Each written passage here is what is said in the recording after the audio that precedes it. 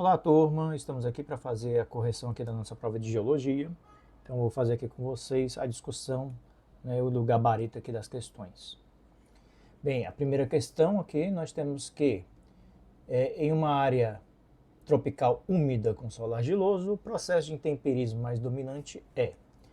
E aí, nós temos aqui algumas opções. Físico por congelamento de água, de forma alguma, né? Por eliminação, a gente já sabe que essa aí não pode ser, né? Uma vez que o clima não compete, né, ter congelamento. Químico por hidratação e hidrólise. Veja bem, pessoal, como é uma área tropical úmida, a gente já imagina que tem muita chuva nesse ambiente, muita água, e quando você tem muita água presente, isso contribui para processos de intemperismo químico. No caso, a hidratação e hidrólise são algumas das possibilidades. Biológico por ação microbiana? Não. Físico por tectonismo? Nem existe esse tipo de intemperismo, né? Então, a nossa opção seria aqui a nossa letra B. Segunda questão, formações de rocha basáltica considerada favorável para projeto de reflorestamento devido. E aí aqui, pessoal, durante a aula até cheguei a falar a respeito sobre a questão da terra roxa, né, mais para o lado do sul do Brasil, que é um material, é um solo de origem ali de rocha basáltica, né, de derramamentos de lava, né, de uma rocha extrusiva, né, e nesse caso, rochas desse tipo, elas tendem a ter muitos minerais, elas são, muito, né, são solos de origem, né, basáltica, elas tendem a ter muitos minerais e é ótimo para a agricultura. Então, aqui tem a questão de baixa permeabilidade? Não. Até pode ter, né, um material aí de baixa permeabilidade, mas não chega a ser favorável a projeto de reflorestamento, né? Formação de solos pobres e arenosos? Não. Aí a tendência é de ser solos argilosos e, né, férteis. Alta fertilidade? Perfeito. Item C. Presença de fraturas profundas? Não quer dizer que vai ter fraturas, né? Terceira questão, sondagens realizadas aqui para avaliar a fundação de uma estação, né, de tratamento em solo contaminado. O uso do piezocônico é vantajoso por quê, gente? Coleta testemunhos intactos? O uso do piezocônico não coleta testemunhos, tá? Mede diretamente contaminantes orgânicos? Não, ele não mede diretamente contaminantes. Ele pode estimar que possa ter uma camada orgânica, né? Que é o item C. Ele pode detectar camadas orgânicas e pressão dos poros? Sim, isso aí ele pode sim, certo? A camada orgânica ela vai ter uma certa resistência e uma certa variação de poropressão que pode, né, resultar ali num solo, né, classificado como orgânico. E o item 2 é eficaz em rochas fraturadas? Não se deve utilizar piezocone em rochas, né? Piezocone é um tipo de sondagem especificamente para solos. Quarta questão, né? A eletroresistividade é uma técnica física recomendada em áreas de disposição de resíduos por quê? Item A, detecta variações térmicas do solo? Não. Mede diretamente a porosidade? Não. Identifica zonas de percolado por condutividade elétrica? Perfeito. A ideia é justamente, né, o próprio nome já dá uma dica em relação a isso. O item D, determina o tipo de solo com precisão mineralógica? De forma alguma. Quinta questão. Sobre os testemunhos de sondagem a seguir, é correto afirmar. E aí nós temos uma caixa com testemunhos, gente, que claramente dá para ver que ela tem muitas fraturas, né? Você pode ver aqui, por exemplo, uma caixa dessa normalmente tem 1 metro. Aqui você tem 1, 2, 3, 4, 5, 6, 7 fraturas, né? Em um único trecho ali de 1 metro, né? Se você olhar mais para cima, né, você ainda tem bem mais fraturas aqui, né, presentes, né? Então está um material bem fraturado. Aí nós vamos olhar o item A. Trata-se de uma rocha extremamente fraturada e medianamente alterada? Muito provavelmente, tá? Trata-se de um sedimento? Não é um sedimento, é uma rocha. Então o item B já não é correto. Item C. Trata-se de uma rocha sedimentar? Pouco fraturada? Ela não é pouco fraturada, né? E dificilmente é uma rocha sedimentar, dá para você ver aí, por mais que a foto tivesse preta e branca, né, na hora da prova, mas dá para ver que não se trata de uma rocha porosa, né? Trata de uma rocha pouco alterada e pouco fraturada? Também não, né? A gente está vendo que tem muita fratura, então o item correto é o item A, né? Por eliminação. Sexta questão, questão de nível F. O RQD é uma medida que avalia a recuperação total de amostras de sondagens rotativas? Muita gente errou esse item, ele não recupera totalmente. O RQD é uma recuperação ali, né? Esse é um conceito, né, de recuperação de PR, né? Porcentagem de recuperação, e não RQD. Então, esse item aqui, ele é falso. A abertura e preenchimento das descontinuidades afetam diretamente a estabilidade de encostas? Perfeito, porque mexe na resistência da rocha, né? E isso a gente viu, que dependendo se você tiver uma argila, se tiver uma areia, se tiver uma argila mole, inclusive, né? Isso pode se interferir na resistência, consequentemente na estabilidade do maciço. O SPT é ideal para perfis com camadas alternadas de solo e rocha dura? Aí é que tá, né? Rocha dura. O SPT ele não consegue penetrar na rocha, né? Então, falso. O humus no solo contribui para o aumento de acidez? Isso, inclusive, numa aula eu falei, né, sobre o ácido úmico, né, que ataca, né, as rochas, consequentemente vai aumentar a acidez verdadeira. E a sondagem atrada é indicada para avaliar profundidades superiores a 20 metros? Falso. Né? A sondagem atrado, gente, é uma sondagem que normalmente é mais superficial. Né? Eu cheguei até a falar durante a aula, ali 5, 10, 15 metros, mas 20 metros já fica bem difícil de você executar uma sondagem desse tipo. Pessoal, em relação às alternativas, dependendo da prova que você pegou, né, você pode ter alternativas aí um pouco alternadas, né? Mas é só checar, certo? As provas são iguais, só mudou mesmo cada alternativa dessas aí, né, na ordem, tá? Sétima questão. Você está desenvolvendo um estudo de viabilidade geotécnica para a implantação de um aterro sanitário em uma região caracterizada por maciços calcários. Veja bem, gente, maciços calcários intensamente fraturados. Então estamos falando de rocha, com a presença de cavernas, porosidades interconectadas, enfim, dá para a gente ter uma noção que é uma rocha muito fraturada, né? Considerando os métodos abordados em aula, indique ao menos um método direto ou um método indireto de investigação geotécnicas aplicáveis para a caracterização dessas descontinuidades. Gente, a questão é muito clara, né?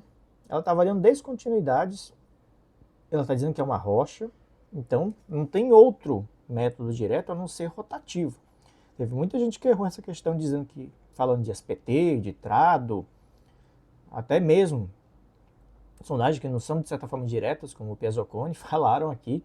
Então, nesse caso, para avaliar, teria que ser sim uma sondagem rotativa.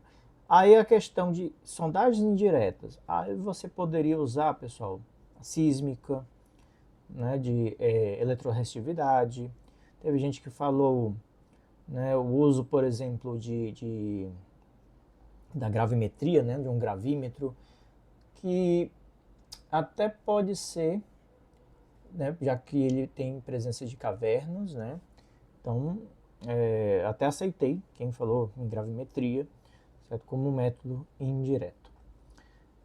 Piezocone, quem falou de piezocone, pessoal, não tem como fazer né, a sondagem com piezocônico, uma vez que aí é uma rocha, né? Então o piezocônico é próprio para solos, né? E o item B, pessoal, qual o risco ambiental associado à instalação desse aterro sobre essa formação de rocha? Veja bem, você tem uma rocha muito fraturada e você vai executar um aterro sanitário em cima, pessoal. O que, que vai ter? Né? O aterro ele vai produzir ali resíduos que pode contaminar a rocha, já que ela é muito fraturada, ela é muito, né? A gente imagina que ela seja muito permeável e, consequentemente, você vai ter, né, uma condução do chume ali, do material ali proveniente do aterro sanitário, contaminando o lençol freático. Então, muita gente acertou essa questão, né, falando mais ou menos com essas palavras. Oitava questão.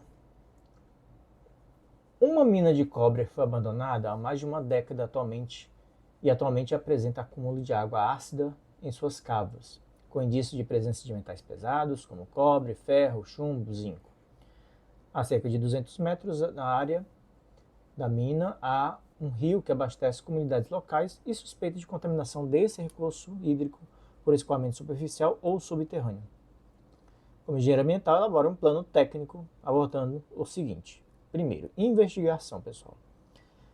Aí sim, né, você na investigação direta, você pode colocar SPT, trado, cavas, né? Algumas pessoas que falaram, inclusive, em monitoramento. Perfeito, ótimo. Certo? Fazer ali algumas cavas e monitorar, né, a qualidade da água. Que dados devem ser coletados? Você pode coletar amostras de solo, levar para o laboratório e analisar se tem contaminantes, né? Então, seria um dos dados coletados, seria isso. Né? A questão, né, do contaminante, que é a nossa preocupação maior nesse problema. Quem falou aqui em rotativa? Eu considerei também, porque eu não detalhei, foi uma falha minha no enunciado, era para ter colocado que se tratava-se de um acesso de solo, né? E acabei não falando nada a respeito, mas tudo bem. Quem falou em rotativa, perfeito. Né? De repente, se você tem um trecho ali de rocha que esteja fraturada, você pode também fazer, né, a extração de amostras de rocha para análise. Né? Item B, contenção preventiva. Aí, pessoal, você tem que, de repente, pensar em uma solução para evitar essa propagação. Como a questão fala em problema superficial e subterrâneo, você poderia ter pensado, né, na questão superficial, de repente algum dique de desvio, alguma coisa do tipo, né? Porque muitas vezes a água da chuva ela pode, né, atingir ali na região da mina e carrear esse material superficialmente. Então você poderia de repente ter pensado ali num dique lateral para evitar essa contaminação do rio via superficial, né, via a superfície do terreno. Mas, assim, quem falou, por exemplo, questão de betonita, né, algum material selante, um material impermeável, perfeito. Eu considerei correto, né? Não precisava dar detalhes a respeito, mas o importante é vocês entenderem que precisava, né, de uma solução que impermeabilizasse ali e evitasse que a água contaminada chegasse ao rio. O item C é a remediação, pessoal. Teve gente que falou em calcário, teve gente que falou nos eólitos, né? A questão ali, né, não lembro o nome, não tem problema, pessoal. Se você não lembrava do nome específico ali, né, do mineral que a gente falou em aula, não tem problema. Você podia ter colocado ali, certo? Podemos, de repente, implementar algum mineral que vá, né, absorver, né, ou evitar a propagação, né, nesses metais pesados, enfim.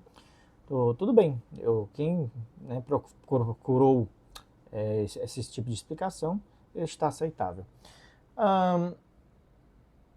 Nona questão, ele pede para avaliar o PR e o RQD nos dois trechos. E aqui, gente, você tem uma coisa bem simples. O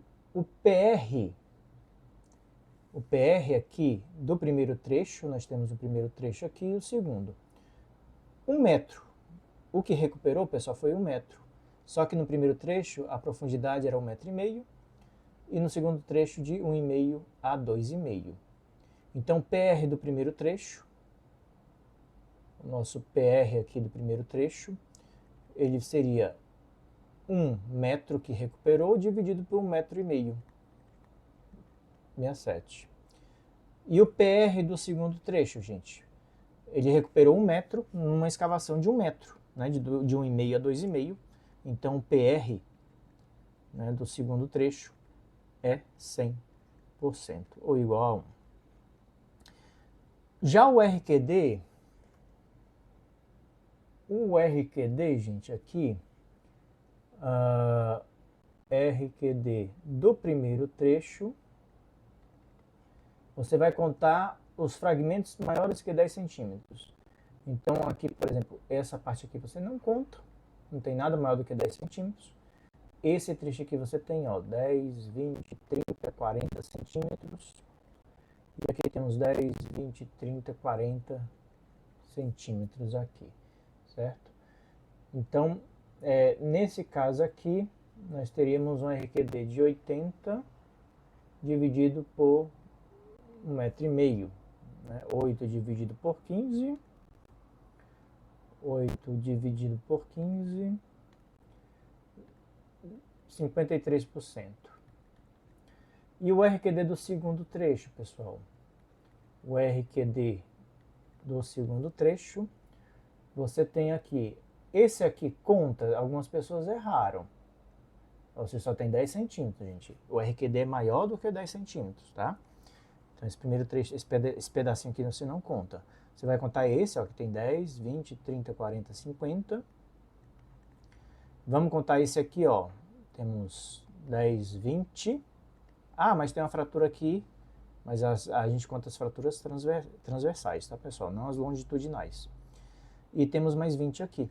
Então nós temos 90 dividido por 100, já que temos uma manobra de 100 centímetros, então dá 90%. Por fim, a 10ª questão, gente, a 10ª questão era bem simples. Era só você calcular o RMR. Aqui ele diz que a rocha ela apresenta, né, uma compressão simples de 280 MPa. Então a resistência à compressão simples, ó, até 250 são 15 pontos, então 280 passa, né, dessa resistência. Então você tem 15 pontos relativos aí nesse primeiro item. O RQD, gente, é 77%. Então vamos ver aqui o RQD. 77%, temos 17 pontos. Espaçamento das juntas. Espaçamento em torno de 1 metro. Espaçamento aqui das juntas, 25 pontos. Quarta condição, descontinuidades observadas são extremamente rugosas, limpas, descontínuas e fechadas. Ok. A que mais se enquadra, pessoal, é essa aqui, ó. Muito rugosas, descontínuas, fechadas. Só não falei em parede dura, certo? Então, 20 pontos. E ponto. O maciço não tem infiltrações, pessoal. Então, muita gente também errou, certo? Quando você não tem infiltrações, ó, completamente seca, ela é válida aqui, ó, para esses dois tópicos, tá? Então, você tem 10 pontos aqui, certo? Se, né, tivesse uma pequena vazão aqui, você marcaria 7 pontos, 4, ou, né, se tivesse problemas graves aí devido à percolação, 0.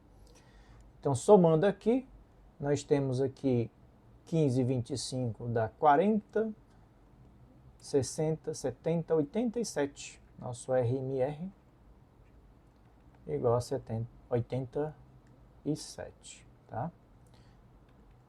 87. Então, pessoal, era isso aqui a nossa questão. Espero que vocês tenham entendido aqui a resolução da prova. Um forte abraço e até a próxima.